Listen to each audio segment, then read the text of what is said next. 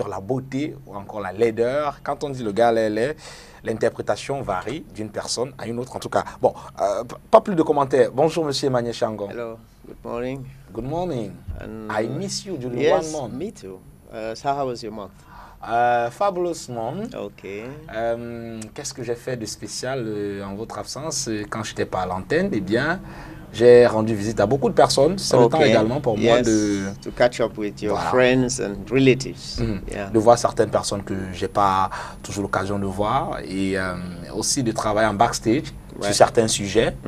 Donc, c'était plutôt du bon temps. Vous rentrez très équipé. Oui, très équipé, très équipé, ça je dois le dire. Même si vous m'avez manqué et que je vous ai quand même regardé 2, 3, 4 fins avec Christian. Avec Christian, oui. C'était plutôt très bien. Qui est en train d'avoir son tour. Ouais, il est en train d'avoir son tour. Justement, sur la question, il a fait une publication sur la toile, il dit...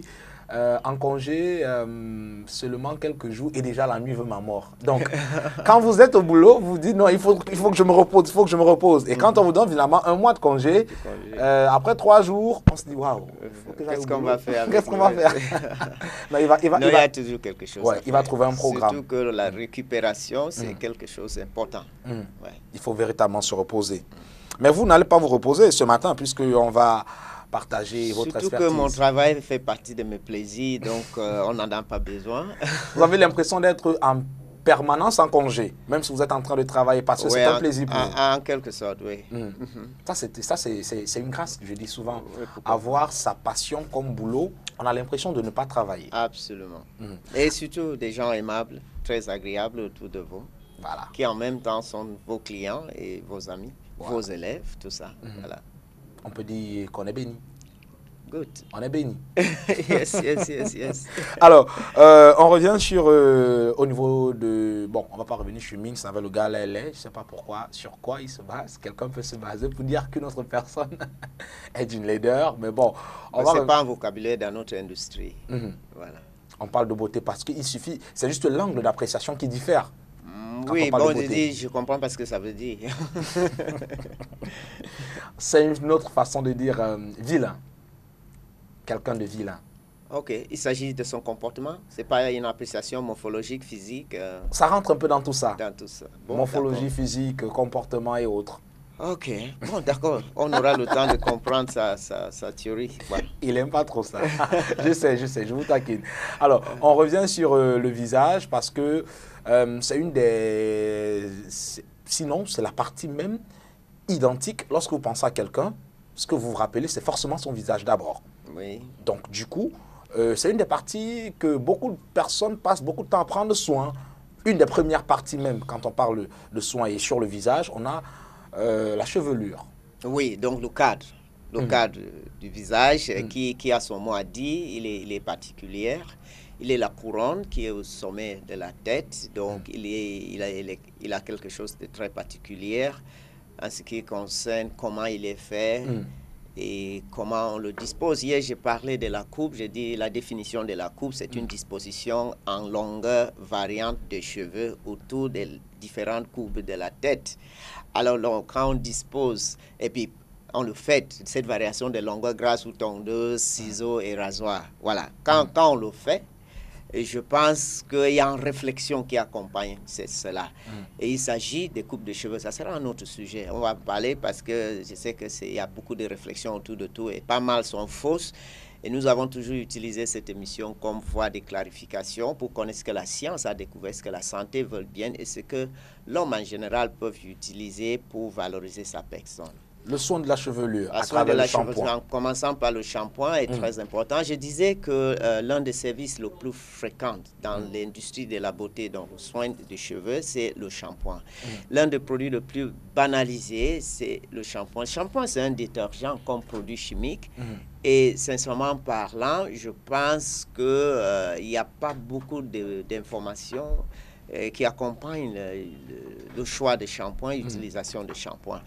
Et en sachant que la plupart du temps, les instituts de beauté n'ont pas de trichologues, donc cette spécialiste médecin de cheveux, du cuir chevelu, et de coiffeurs vraiment formés, on va dire diplômés. Souvent, le choix des shampoings peut être influencé par le parfum, l'emballage et celui qui est venu d'un pays ou d'un autre. Malheureusement, cela cause beaucoup de tort à nos clients. Et je voulais juste dire que l'équilibre biochimique de notre cheveu et chevelure est une exigence que la nature fait pour que nous le respectons, grâce à laquelle on va être en bonne santé.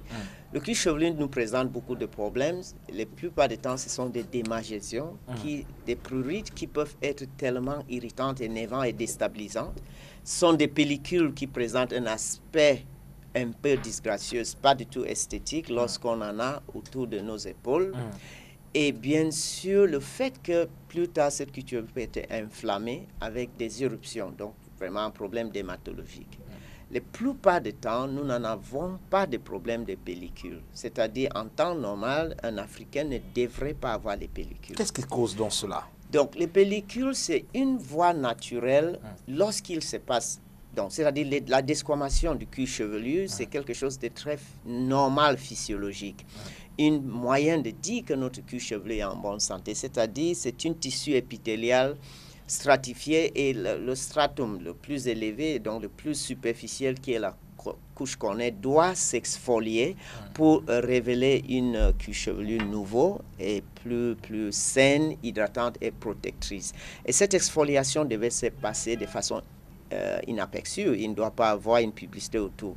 Mais lorsqu'on trouve une situation où l'exfoliation se manifeste par des écailles ou des plaques de l'épidème sec, ça veut dire qu'il y a un déséquilibre dans le processus de renouvellement cellulaire au niveau du cuir chevelu. Et cela, il y a un mécanisme, généralement il y a une provocation qui peut être une agression chimique.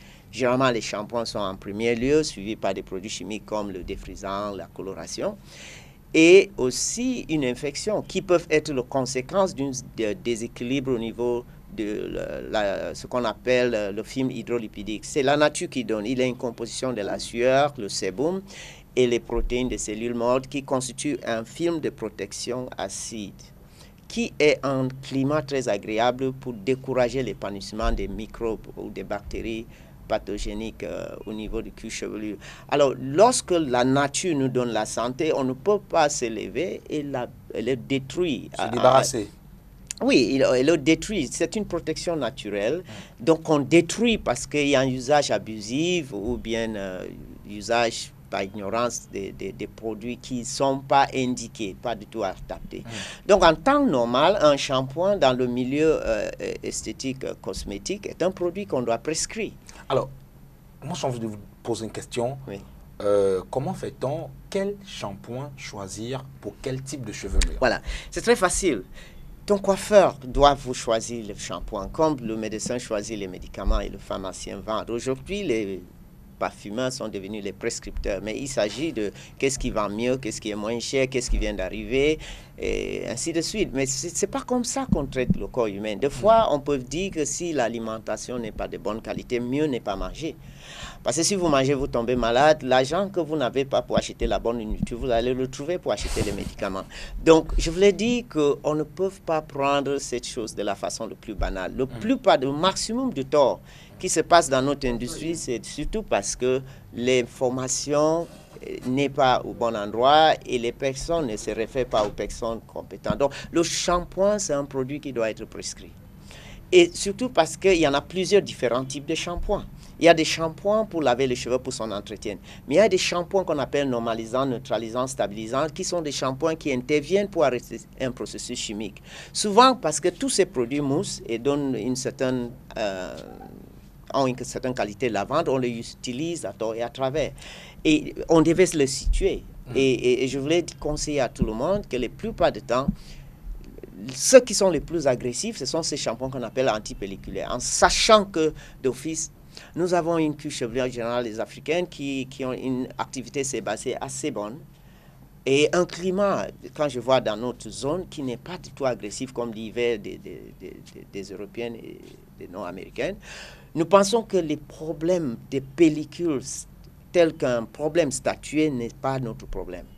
Et donc, c'est quand il y a mauvaise utilisation des produits ou des comportements au niveau du salon qu'on peut provoquer par cette irritation de l'un ou l'autre un état pelliculeux.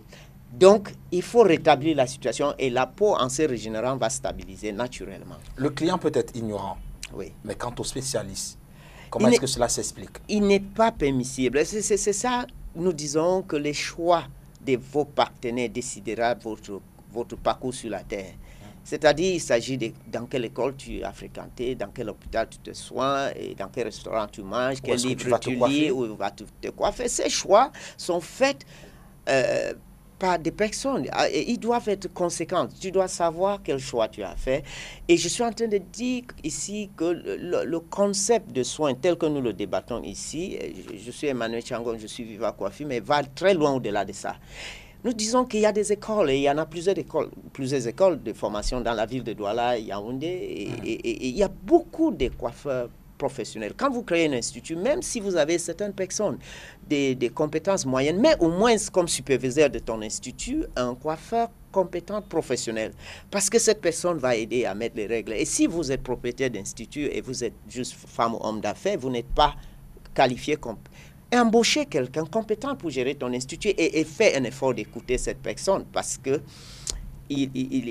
à lui tienne la réputation de ton institut. De cette façon, la personne va vous guider sur, selon l'art et la science de notre métier, voilà ce qu'il nous faut comme produit dans le salon, voilà comment ça doit être utilisé, moi je pense. Le sujet est assez vaste, je crois qu'on va s'étendre encore. Oui, bien sûr, on va continuer à développer parce qu'il faut voir, même au niveau des bacs à shampoing, comment réaliser un shampoing. Ouais. Et qu'est-ce qui suit un shampoing et quel rôle le shampoing bien fait joue sur la santé du cheveu et la coiffure finale qu'on peut avoir, et puis bien sûr sur tout ce que nous rêvons avoir par rapport à la qualité des cheveux, longueur de cheveux, sa résistance, sa beauté, l'allure. On va creuser la question en tout cas. Absolument.